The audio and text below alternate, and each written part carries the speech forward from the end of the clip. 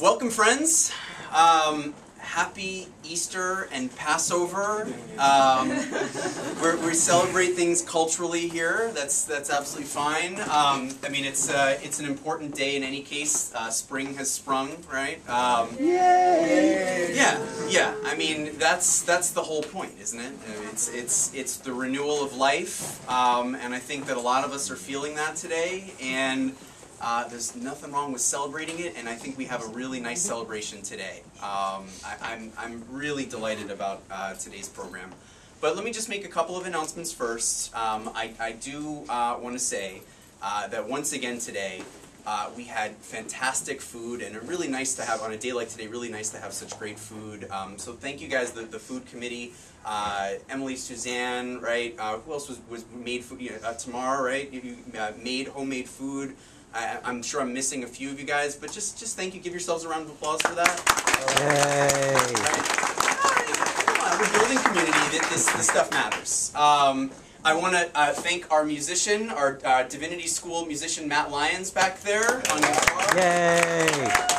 He's great. Matt is this great improviser, and so we've been thinking maybe we'll pair him with a musician or two. If you know any other virtuoso improvisers like that, let us know. We're trying to get creative with the music, and having somebody like Matt really gives us a potential to do that. So thank you so much. Just a word about us as a community. As you'll recall, many of you are on our mailing list. If you're not, I hope you will be, etc., etc. Harvard Humanist Chaplaincy, we're a 501c3 nonprofit. We're affiliated with Harvard, but we're not funded by them. We're our own separate organization, and the point of the organization is to build and study and develop community for humanists, atheists, agnostics, and the non-religious. Build, educate, and nurture that community. And so, we want and need your support. We want you to feel at home here. We want you to feel like you have a community here, and that this community is sustainable, and it's going to grow, and it's going to develop, and it's going to accomplish things on behalf of our community and for our individual members of our community. So, it's actually, we're getting to that point, like NPR does it. We're going to get to that point in the next week or two, where we're going to start a little fundraising campaign to sort of help us make plans for the next semester, because we've got our last big Sunday celebratory program next Sunday, and then we're going to take a bit of a break, although we have some interesting things planned here for over the summer. So just keep an eye out, because we're going to need your support. We rely on donations from individuals and members of the community to kind of help us develop this. And so we'll send out some messages about us, help us circulate it. Consider, if you feel at home here, consider doing what you can. Because that's integral to us making plans to grow and develop and build this thing. And as you remember from being in here the past year, we don't have enough space to advertise these programs even, and we need staff to help run them and make them possible. So thank you very much for listening to that and thinking about that. Now, I also want to say that in terms of this program, you guys remember from the past several weeks, I see many of you have been here quite a bit over the course of the semester. We've had a very diverse group of speakers, have we not? Yes. And a lot of different perspectives on humanism. And some of it was luck, although the staff really put an intense amount of thought into sort of creating a well-rounded program to sort of introduce people to humanism and humanist community over the course of a first semester where we were doing weekly meetings. But I want to say that today's guest, today's speaker, is somebody where when we were sitting down and thinking about what the program should be for the semester, I said there's one person that whoever we get and whoever we can get, we got to get her. We got to get her, and I want her for the first semester of our programs, because if we're going to try to do sort of representative sample of what humanist community should be and what ideas are important for humanist community, then you've got to include Jennifer Michael Hecht at the very beginning of this thing. And so I am so delighted that she is here and is going to in fact speak for us in our first semester of launching this ambitious project. Jennifer, you may know, is an author of a number of books and a number of different types of books. Her book, Doubt, A History, is, I would call it, a seminal classic in humanism. It's a must-read for anybody who wants to understand the history of the ideas that we're exploring here. I reference it quite a bit in one chapter and then again in another chapter of my book. and I couldn't have gotten by without it. It's just such an important resource. But the thing about Jennifer is that a big doorstop book of history like that is far from her only way of expressing herself as a humanist thinker. She's a poet. She's got 2 books of poetry. They've both won prestigious awards. The second of them is called Funny, and I love that title for a book of award-winning poetry.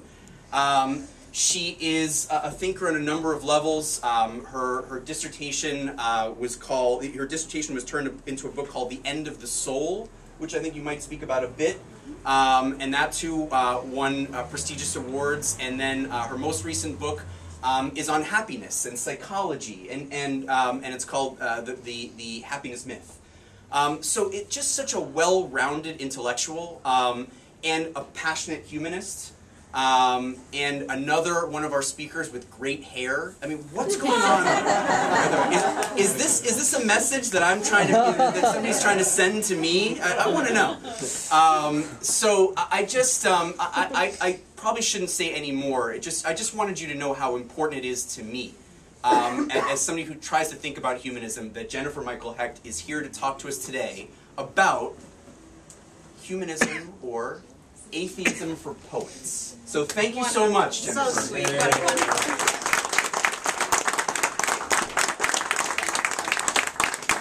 Beautiful introduction. Thank you so much for coming here, especially on Easter Sunday and at the end of the Passover week. It's just beautiful that you're here. Thank you. Yeah, I thought in terms of talking to you about what I call poetic atheism.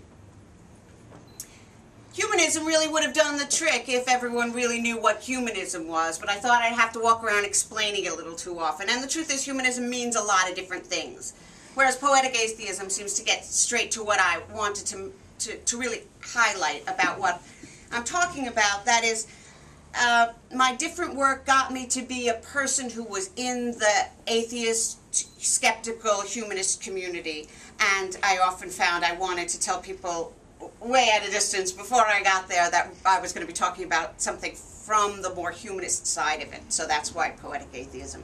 I'm really talking about all the arts in many ways. I usually speak without notes, but I really always leave something out that I wanted to say. So I'm practicing. This is my first time that I put something down. I'm going to keep checking it. So I thought I would mention that, so I won't be so shy about it. Okay. So what I think about the universe is essentially what I think an alien from outer space would come down and look at this Earth and think of. That is, that it's all basically natural. That the natural world reproduces patterns, and that patterns get comfortable with themselves and they stay around for a while because they're patterns. Just like oranges in little triangles. If you drop them on the floor, they'll fall into these patterns.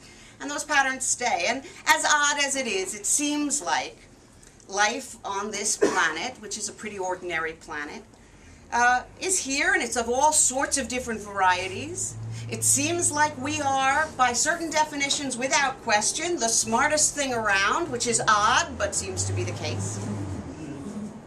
And I think a Martian that came down, somebody from someone else who came down, there's no chance they would think, maybe the mollusks have an afterlife, or maybe these hairless monkeys over here. They just would, it would never occur to anyone who, unless they had a really vested interest in the answer, to even hypothesize that. Neither would they think about the possibility of a creator God that had some particular interest in this particular fawn, or this particular tree, or ivy, or monkey. Us. So the world that I think of is what I think of as the world as it appears. I think it's pretty magical, what really is. I just don't think it points to some other hidden secret magicalness somewhere else. What's very crucial is that right now in the history of atheism or skepticism or humanism, people very often forget to mention the magical of what we have here. They're so frightened of it sounding like it's religion or spirituality. For good reason. The Cold War really made us try to stomp it out in a way that it had to do with politics, but we stomped it out to the point that we got very defensive, right? So as we are coming back, because no longer is our most frightening enemy a godless state. Our most frightening enemy is now more fundamentalist religion than we are. So it's possible to start speaking as atheists out loud again, but we really don't want to give the other side even an inch. Well, that's not a good way to live. You got to go with truth, especially because of the circumstances of what we're talking about here, which is life and death. It means everything. So, I believe the universe is a place.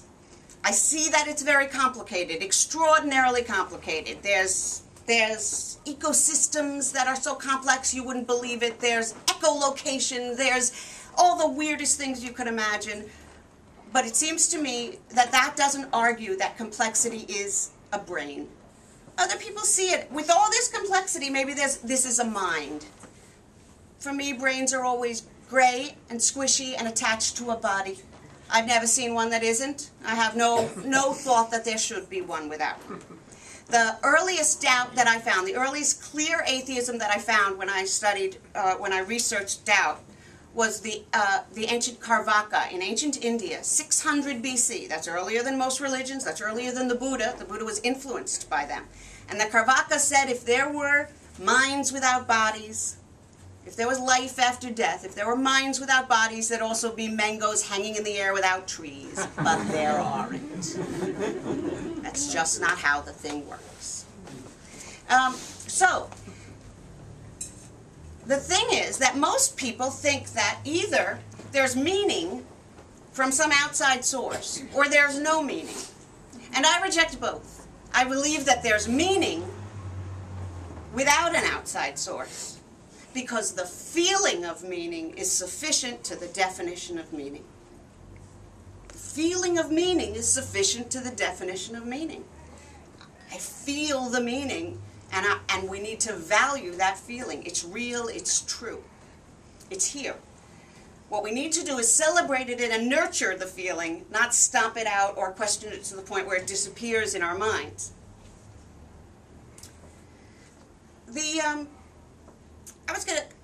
I'll tell you a little bit about how I got into all of this, I suppose, after. But I came into talking about this, going around the country talking about this, through scholarship and through art, by two different directions.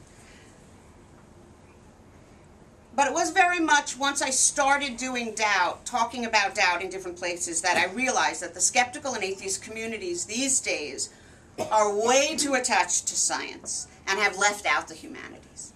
It's very strange because across the history of atheism and religious doubt and secularism, the poets and the artists are as much involved. For one thing, there's no other reason to be a poet. There's no money in it. You're a poet because you don't believe in the stories you've been handed down, you don't believe in religion, and you're struggling with existential questions, and that's why you become a poet or a philosopher. But it's also true that poets are much more likely to actually say what they believe, in the same way we just drink a lot and do whatever we want. We're just not very professional behaved. In the East and in the West, the wild ones who say exactly what they mean are very often on the humanities side. So it's terrible for us to sort of be forgetting them.